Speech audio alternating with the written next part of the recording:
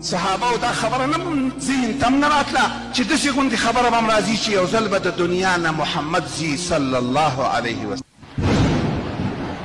چې سا یې وختله ابوبکر صدیق جومات ته راغی، صحابه ورته وایي کښېنئ یو اهمه خبره ته کومه. خلک کښېناستل چې اهمه خبره به څه یې خطبې یې ویله، اما بعد یې ویله، او په آخري الفاظ یې دا ویلې چې وما محمد الا رسول قد خلت من قبله الرسل افإن